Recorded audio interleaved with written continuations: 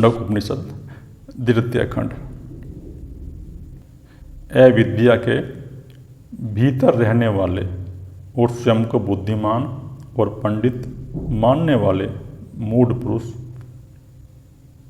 आघात सहते हुए उसी प्रकार भटकते रहते हैं जिस प्रकार अंधों के नियंत्रण में अंधे। तो अविद्या क्या है? अविद्या यही अविद्या है जो व्यक्ति इस संसार की वस्तु को प्राप्त करने के लिए ही लगा हुआ है, चाहे वो धन प्राप्त करने के लिए लगा हो, चाहे वो पद प्राप्त करने के लिए लगा हो, चाहे वो ज़मीन खरीदने के लिए लगा हो, चाहे कितना ही राज्य पाने के लिए लगा हो, चाहे वो अपने बच्चों के लिए धन इकट्ठा कर रहा हो, अनेक प्रकार के घर खरीद रहा हो। जिसके अंदर संयम नहीं है और संतुष्ट नहीं है, जो धन को इकट्ठा कर रहा है वो इस संसार में ही लगा रहा है, रात दिन जो उसके अंदर चिंता चलती रहती है संसार की वस्तु को प्राप्त करने की, तो ऐसा मनुष्य ही अविद्या के भीतर रहता है। और जो स्वयं को बुद्धिमान मानते हैं, जो ऐसे लोग हैं इस संसार में जिन्होंने कुछ पुस्तक पढ़ ली हैं और पुस्तक पढ़ने के बाद वे स्वयं को बुद्धिमान मानने लगते हैं, या कुछ ज्ञान इकट्ठा कर लिया है बाहर से, कहीं से किसी से प्राप्त कर लिया है, लेकिन वो उन्होंने बुद्धि में ही ज्ञान इकट्ठा कर लिया है, उनका उसको कोई अनुभव नहीं है। बस ये वेदों के श्लोक और जो शास्त्रों को उनको पढ़ के और पुस्तकों को पढ़ के बस लोगों को समझा रहे हैं, उनका अपने भीतर कुछ नहीं है, उनके अंदर वही संसार की वस्तु में वे आसक्त हैं और आसक्त होने के कारण इन वस्तुओं को प्राप्त करने की उनके अंदर इच्छा रात दिन चलती रहती है। जो अपने आप को बुद्धिमान और पंडित मानते हैं ऐसे मनुष्य, तो वे मूढ़ मनुष्य आघात सहते हुए वे आघात सहते रहते हैं। आघात कैसे सहते हैं? वो इस संसार के दुख में पड़े हुए हैं, कुछ नुकसान हो गया तो उनको चिंता शुरू हो जाती है, रात दिन फिर उनके अंदर चिंता चलती है। जो उनके पास है वर्तमान में उसको सब भूल जाते हैं और बस भविष्य की और भूतकाल की चिंता चलती रहती है। कोई घटना घट गई तो उनके अंदर शोक उत्पन्न हो जाता है, दुख उत्पन्न हो जाता है। तो इस प्रकार वो आघात सहते रहते हैं, रात दिन वो आघात सहते रहते हैं और वे उसी प्रकार भटकते रहते हैं जिस प्रकार अंधों के नियंत्रण में अंधे। तो जिस प्रकार अंधे व्यक्तियों को अगर कोई अंधा ही नियंत्रण करे तो उसका क्या होगा? तो उसी प्रकार यह है कि जो आज के समय में वे पंडित मान रहे हैं और लोगों को बड़े बड़े उपदेश दे रहे हैं, जिनके अंदर अपने भीतर तो कुछ है नहीं, उनके अनुभव तो क्या नहीं, उसे पिता परमात्मा का ध्यान साधना तो कर ही नहीं, लेकिन उन्होंने पुस्तकों ज्ञान इकट्ठा कर लिया है और पुस्तकों ज्ञान इकट्ठा करके वे दूसरों को समझा रहे हैं कि ऐसे चलो, ऐसे करो, ये करो, वो करो। तो जो इस प्रकार हैं वे इसी प्रकार हैं जैसे अंधे के नियंत्रण में अंधे। तो वे स्वयं अंधे हैं, उनके पास अपनी स्वयं की आँख नहीं है, चक्षु नहीं है, प्रज्ञा चक्षु नहीं है, वो साक्षी का उन्होंने अनुभव नहीं किया। आँख उसी के पास है जो साक्षी में स्थित है, जिसने उस साक्षी का अनुभव कर लिया है।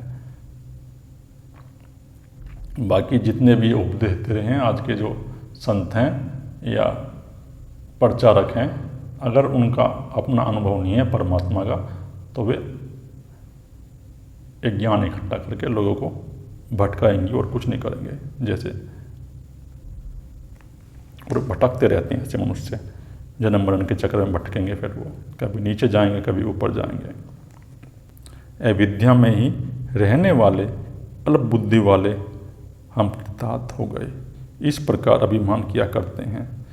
तो जो अविद्या में ही रहते हैं और समाज में उनको भीतर से तो उनके अंदर अविद्या है, लेकिन समाज में उसको मान सम्मान मिलेगा, मान सम्मान उसको मिल जाता है, समझने लगते हैं कि तुम्हारे से बड़ा कोई नहीं है। इस प्रकार वे अपने अंदर समझने लगते हैं और अंदर ही अंदर खुश रहते हैं और अहंकार में अभिमान किया करते हैं कि मैं तो बहुत बड़ा संत हूँ, मेरे से बड़ा कोई संत नहीं है, या बहुत बड़ा अधिकारी हूँ। तो इस प्रकार वे अंदर ही अंदर अनुभव करते हैं कि मेरी इज्जत कर रहे हैं। और भारत में तो ये है कि कोई बड़ा व्यक्ति है तो उसके लोग पैर छूने शुरू कर देते हैं और वो समझता है बस कि अब तेरे से बड़ा कोई व्यक्ति है नहीं। लोग तेरे पैर छूने लगे, तेरा सत्कार कर रहे हैं और तेरा मान सम्मान कर रहे हैं। तो भारत में तो ये है कि अगर कोई ऊंचे पद पे व्यक्ति है या कोई मंत्री है या कोई और बड़ा है, बड़े बड़े बुजुर्ग भी मैंने देखे हैं उनके पैर छूते हुए, ऐसे व्यक्तियों के जो समाज में जिनका कुछ नाम है, चाहे वो राजनीति में हो चाहे अध्यात्म में हो, लेकिन बड़े बड़े व्यक्ति भी,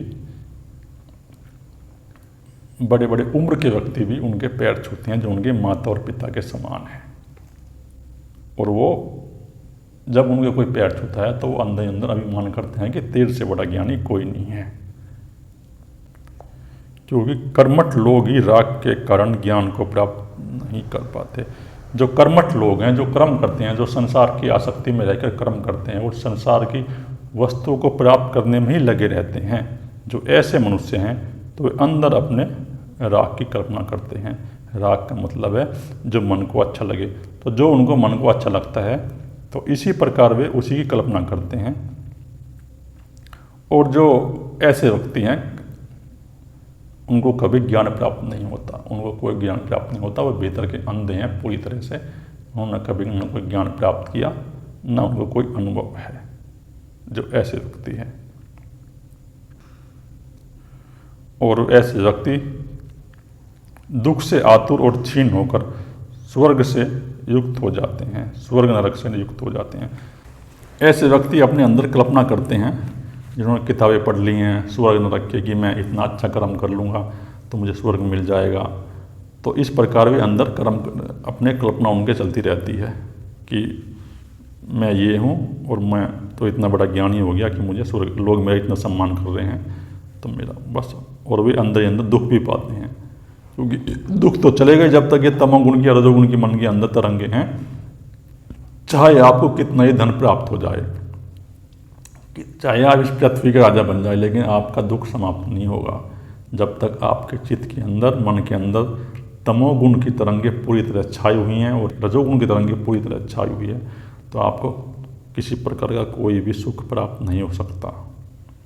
सुख में तो आप जब भी रह सकते हैं जब आप सत्वगुण में प्रवेश कर जाते हैं और आप संतुष्ट हो जाते हैं। जो मिला ठीक, जो ना मिला वो भी ठीक, इस प्रकार। और जो दिया है परमात्मा में उसी का अपना,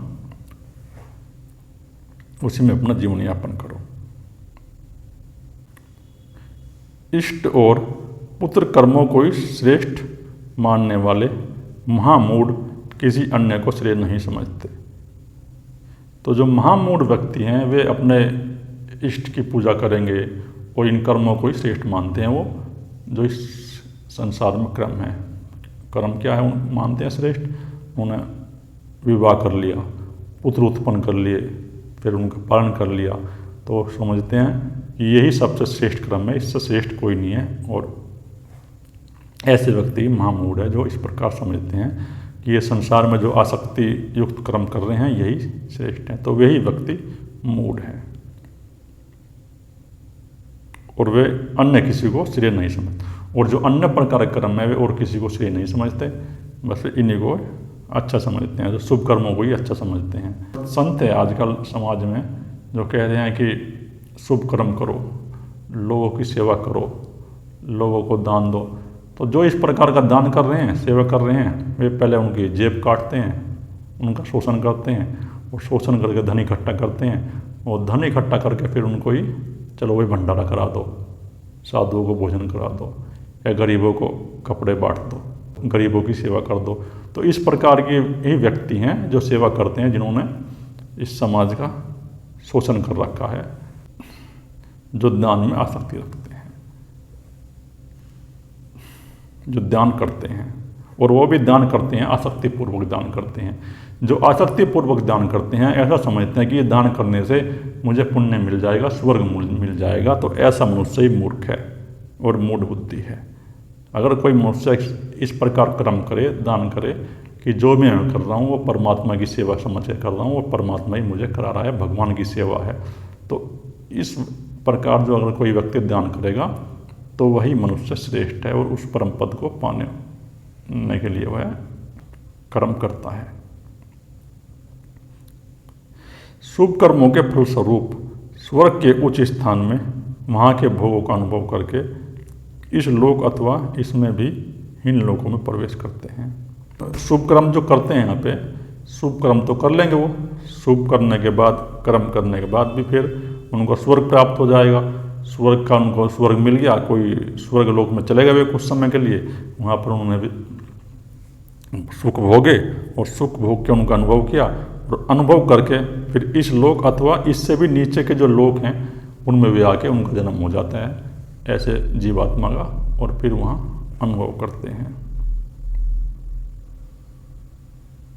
या इसका अर्थ इस प्रकार भी ले सकते हैं हम कि जब व्यक्ति शुभ कर्म करता है तो शुभ कर्म वो करता है तो उसके अंदर ये उल्लास उत्पन्न होता है कि मैं गरीबों की सेवा कर रहा हूँ, साधु संतों को भोजन करा रहा हूँ और गरीबों को वस्त्र दान दे रहा हूँ।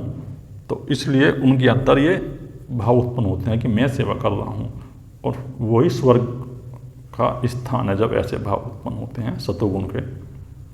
लेकिन वे उनका अनुभव करते हुए फिर नीचे आ जाते हैं। तो नीचे तो इसलिए गिर जाते हैं कि वो जब वो विचार खत्म हुए संसार में फिर मन बुद्धि आसक्त हो जाएंगी, फिर तमोगुण की तरंगे और रजोगुण की तरंगे उनके चित्त के अंदर उठ जाएंगी। तो इस प्रकार जब उनके अंदर तमोगुण की तरंगे और रजोगुण की तरंगे उठती रहती हैं तो फिर वे नीचे के लोक में प्रवेश कर जाते हैं। नीचे के लोक यानी उनके मन के अंदर दुख पैदा हो जाता है और वे दुख में दीनहीन हो जाते हैं। ये तमोगुण की तरंगे उनके अंदर दुख पैदा करती हैं। तप और श्रद्धा का सेवन करने वाले जो तप करते हैं और श्रद्धा का सेवन करते हैं, जो समर्पण करते हैं और श्रद्धा का सेवन करते हैं, वन में रहकर भिक्षा वृत्ति का आचरण करने वाले, वे शांत और विद्वान रजोगुण रहित सूर्य के मार्ग से वहाँ जाते हैं जहाँ वह अमृत और अविनाशी हैं। तो जो तप करता है, ध्यान करेगा, अपने सदगुरु के पास जाकर सेवा करेगा, समर्पण करेगा कि सदगुरु आप मुझे उस परम तत्व का मार्गदर्शन करो, मैं भी उस तत्व में लीन होना चाहता हूँ, और उनकी सेवा करेगा और भिक्षा ग्रहण करेगा। किसी का अपने पास कोई धन इकट्ठा नहीं रखेगा, वह अपने ग्रहण ही करेगा, भिक्षा करके अपना गुजारा करेगा। ऐसा व्यक्ति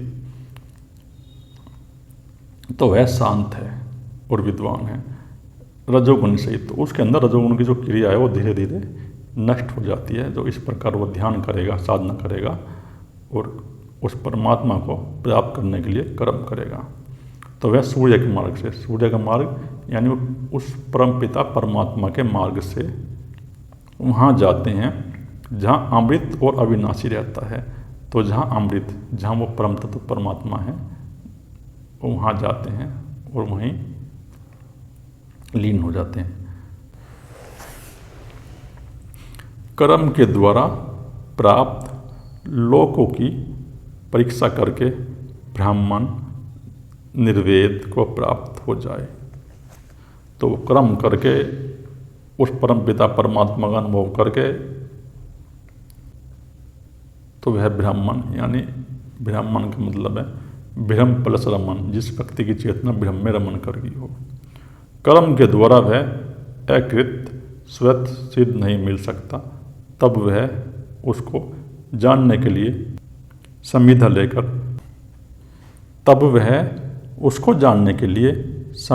लेकर ब्रह्मनिष्ठ गुरु के पास जाए। तो जिसको उस परम तत्व परमात्मा को जानने की इच्छा है, तो ऐसा व्यक्ति शुभ कर्म करता हुआ, सात्विक कर्म करता हुआ ऐसे व्यक्ति के पास जाए जिसने उस परम पिता परमात्मा का अनुभव कर लिया है और जो ब्रह्म में स्थित हो गया है। ऐसे गुरु की बात हो रही है यहाँ।